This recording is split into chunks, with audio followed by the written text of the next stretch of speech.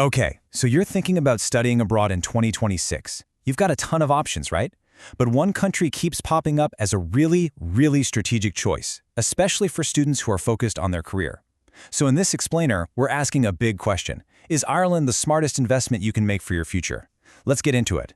Right off the bat, the pitch for Ireland is, well, it's pretty incredible. You're talking about a one-year master's degree, the chance to earn some serious money while you study, and a full 2-year work visa in a major European tech hub. It honestly sounds a little too good to be true, which makes you wonder, what's the catch? Well, we're going to find out. Let's start with the big number here, 24. That's 24 months, 2 full years that you can stay and work in Ireland after you finish your master's degree. And look, this isn't some trial period. This is a real, solid runway to launch your career. It makes Ireland's post-study work setup one of the most generous you'll find anywhere in Europe.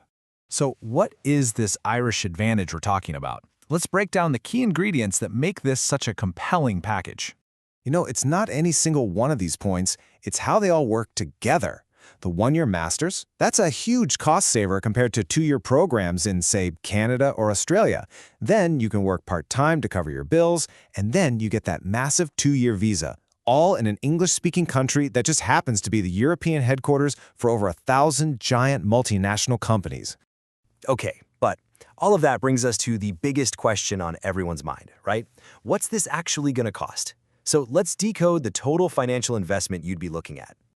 Tuition is going to be your biggest single expense, no doubt about it. For a master's in something like tech or business, you're generally looking at somewhere between 15,000 to 30,000 euros. Now, yeah, the big-name universities in Dublin are going to be at the higher end of that scale, but there are plenty of amazing national universities that offer the same quality programs for a lot less. And don't forget, since it's a one-year program, that's your total tuition cost. After tuition, the next big thing that affects your budget is where you choose to live. It's really a tale of two Irelands. You've got Dublin, where all the tech HQs are, but it's more expensive. Or you could study in another awesome city like Cork, Limerick, or Galway, and you could save yourself anywhere from 3,000 to 6,000 euros a year on living costs. And you're still going to a world-class university. And this brings us to a really crucial piece of advice. Don't just look at the tuition fees, the sticker price of the university. You have to compare the total net cost. That's tuition plus your living expenses. A slightly cheaper university in a more affordable city can add up to massive savings overall. And you still walk away with the exact same 2-year work visa. Okay, so we know the costs, but how do you actually pay for it all? Well, this brings us to a really key part of the Irish system, earning while you study. The rules are actually set up to help you pay for a huge chunk of your expenses with a part-time job. For 2026, the legally mandated national minimum wage is set to be $14.15 an hour. Now listen, that's the floor. That is the absolute minimum anyone can pay you. A lot of students, especially if you've got some tech or customer service skills, you're going to earn more than that. This is just the starting point. So let's do the math for a year. As a student, you can work 20 hours a week when class is in session, and then you can go full-time, 40 hours a week during the holidays. So if you work all those hours at just the minimum wage, you could bring in a gross income of nearly 21,000 euros.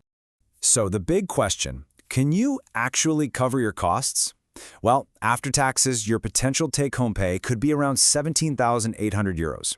And if your living costs outside of Dublin are about 9,000 euros, well, you can do the math. You can easily cover your entire living expenses and maybe even put some money aside. That is a total game changer. But look, studying is only half the battle, right? The real goal is to build a great career. And that brings us to the payoff, Silicon Docks. So what in the world is Silicon Docks? It's basically the nickname for an area in Dublin that has become the beating heart of big tech in Europe. It started as a government project back in the 90s, and now it's just this magnet for global talent. For a new grad, what this really means is an absolutely unparalleled concentration of amazing job opportunities all in one place. And we are talking about the biggest names in the game. Google, Meta, Amazon, Stripe. They all run their huge European operations right here. And what's really important is that they have deep relationships with Irish universities, and they actively recruit graduates from them. So you're not just studying in the same country, you're studying inside their talent pipeline. So how do you actually make that jump from being a student to being an employee at one of these companies? Well, it all comes down to one critical document, the post-study work visa. This is the legal key that unlocks this entire opportunity. The official name for it is the Stamp 1G visa. Now, the most important thing you need to know about this is simple. You don't need a job offer or a company to sponsor you to get it. You just graduate, you apply, you get the visa, and then you have the time and the freedom to go find the perfect job for you. Now, how long you get to stay is directly tied to the level of degree you get. A Level 9 qualification, that's a master's degree. That is the strategic sweet spot. That's what unlocks the full 24-month visa, which gives you a massive advantage in the job market compared to someone who only has an undergraduate degree.